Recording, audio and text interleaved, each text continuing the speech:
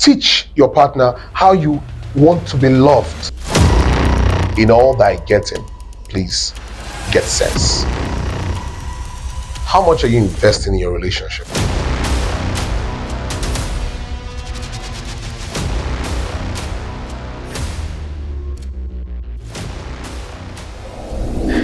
A wise man once said that a successful relationship is not found, but made, practically built. How much are you investing in your relationship? How much really? Just take a while, take some time to process that question. How much are you really investing in your relationship? You know, one common mistake ladies make, even guys also do same, is I like addressing issues from both sides. But one very common mistake we make as individuals is, while we're in our relationships, we usually try to get comfort in what we call bestie, or some new person we just meet who tries to be all heavenly, all God sent, all perfection, all right? All the things we do not experience in our partners. And when that happens, we tend to speak our desires. I wish my guy could do this. I wish my man could do this. I wish my girl could do this. I wish my girl could do that. And I wish he wouldn't do this. I wish she wouldn't do that. And most of the time, to our unawareness, that very person who we are confiding in, sharing these things with, whether the person is coming in the form of a toaster or a bestie, takes advantage of us. You know, while you're sharing this information with this individual, they are trying to reshape their personality to suit what your corrections in a human being would be. All right, they're trying to reshape their personality to meet your needs, to meet your desires. That's the right word, to meet your desires. And when you start seeing your desires in this individual, you become vulnerable. You become very, very vulnerable. And before you know it, that so-called saint is just primarily after you. If it's a lady, probably after you because of what you can bring to the table financially, probably to improve her life status. Or most time, if it's a guy, it's just to get you to bed. That's all.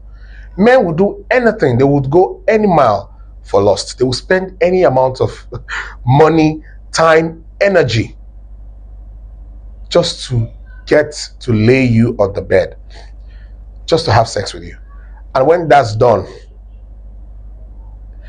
you would wake up faster than you slept. Faster than you slept. As a matter of fact, you'll be unable to go back to bed from the shocker you would receive. And you realize that there are no perfect individual out there. So you must invest. Instead of complaining about what your partner is not doing, what you should do is to talk about it. Teach your partner how you want to be loved, how you want to be treated, what your desires are, what your wishes are, and let them learn to love you right. Because you actually deserve to be loved. Probably you're giving more love than you're receiving. And the other fellow might not be doing that intentionally. It could be as a result of his level of exposure or his disposition as a human being to certain issues like love, how to show love, how to receive love. So it might not, most of them are not intentional. It's foundation, the background, how they were raised. So some of them are ready to learn, but you have to be patient to teach them. You have to be patient to carry them along. So it's important, like I said earlier, that a successful relationship is not found. You don't just harvest it overnight because you desire it. You build it, you grow it, you make it happen.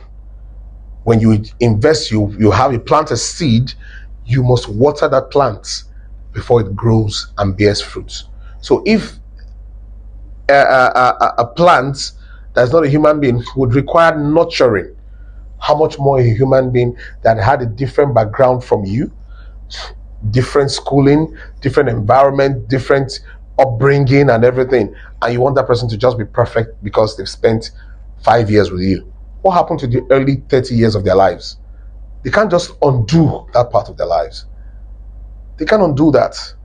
So it's your duty to make them unlearn some of those traits and learn new ones, learn new habits. And over time, as a result of patience and investment in that relationship, you would actually make that perfect, successful relationship you so much desire. Don't be fooled by the sweet-coated tongues of praise singers who just want to get you to bed, or probably who are just after your money, or probably the influence you bring to the table as a result of your personality. Don't be fooled by those things. Those are just mere words. Look, I told someone, I said, the reason why most people feel betrayed or get betrayed is because they share some of their deepest thoughts with people they love, but not with people who love them. There's a difference, because someone who truly loves you would actually lead you in the right direction despite his or her desires to have you for themselves. They would advise you rightly and say, go make this thing work, instead of talk you out of it and try to be that thing you so desire. If you start experiencing that in a friend or a colleague, advise you to cut off that friendship ASAP and go work on the relationship. Make it work, make it perfect, make it excellent, and you'll be glad you did. Like I always say, in all thy getting, please get sense. My name is Valentine Abobo. Don't forget to like, share, drop your comments, and subscribe. But also click on the notification button. I'll see you again soon.